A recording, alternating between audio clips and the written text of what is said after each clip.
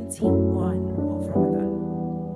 I can't believe that this time next week we'll be that close to Eid. Like, it just flew. It literally just flew by. And all I want to say is let them doers in these last 10 days be duaring. They better be duaring. Like, the way I am praying this, praying that, supplicate this, supplicate that, supplicate this. But it's all worth it. It's all worth it because it's, the spiritual growth, the closeness that you have with Allah, the relationship you can have with Allah is beautiful and amazing. And you have to put the time into it. I mean, if you put time into eating my food, why can't I put time into people? Like, spending time with Allah, that kind of thing. But anyway, it's not been easy. It's not been like a sail through kind of journey. It's been hard. It's been hard. Getting used to not eating. Bear in mind, this is like the first intentional Ramadan that I have done in my 33 years on earth, right? The last time I ever did Ramadan was when I was younger. It was more so that everyone is doing it, so do it. But now this is like for me, this is like my faith, this is what I want to we have want to be. So I am like intentionally doing things to like help me in my faith.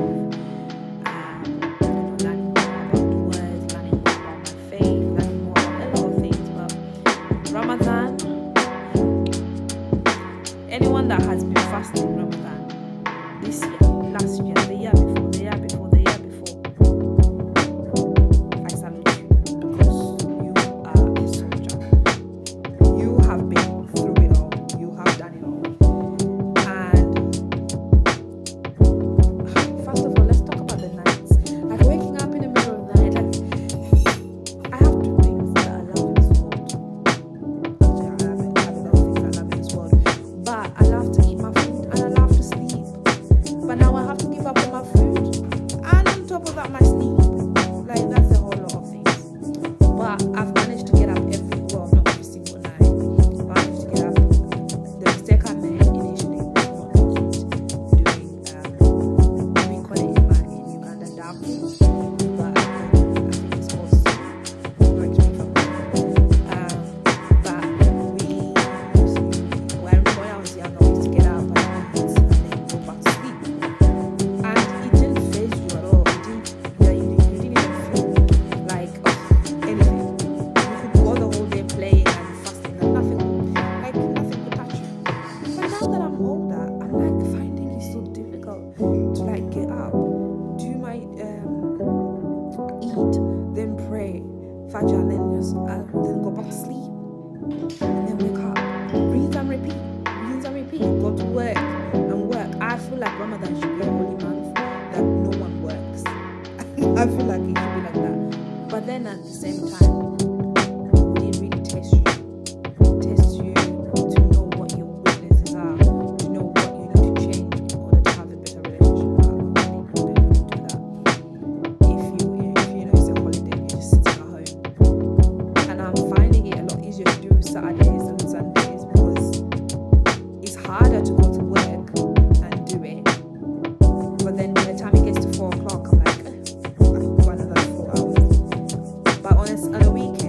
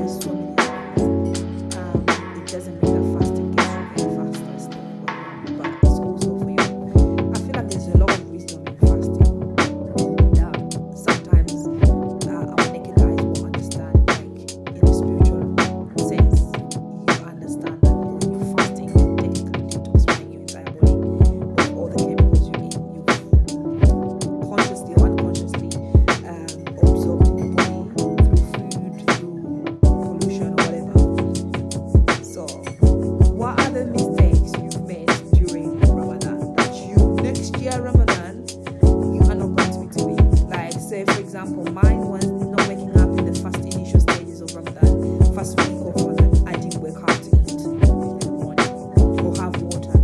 I just like I'll eat at 6 p.m., 8 p.m., finish my food at 8 or whatever time I've finished up, which is usually the last time we eat in the house is 8 p.m. So by 8 p.m. your food is finished, you've done with it. That's it. I won't eat until the next following day at 7 or at 5:30 or whatever the time was for the breaking the fast. That's the next time I'll eat. And I found that was a bit harsh on my system, considering that this was all new to me. So I think going forward, I've learned that. So my next New Year's, it will be a bit different. So I'll be more like, I'll be eating more. But there will also be a change. I will not be drinking just normal ordinary water. Of course, I'll be drinking the normal bottled water that we drink, but I'll also add on electrolytes into my water or buy like some coconut water, because coconut water has electrolytes in it. So that is one thing that's another thing I'll change.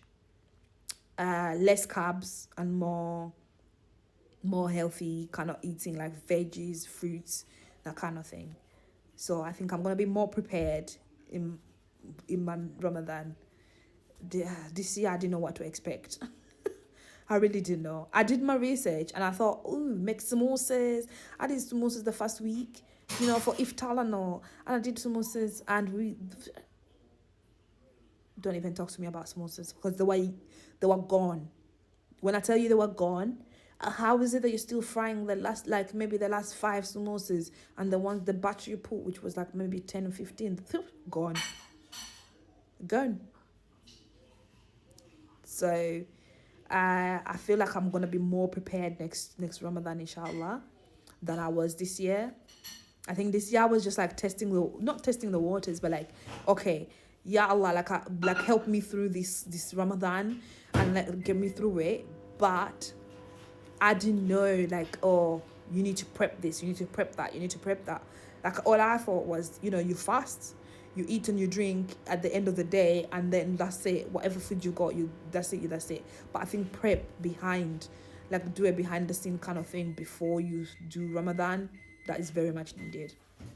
Yeah, but that's all. So comment below in the comment section what you think you would like or you would have done, or you would change.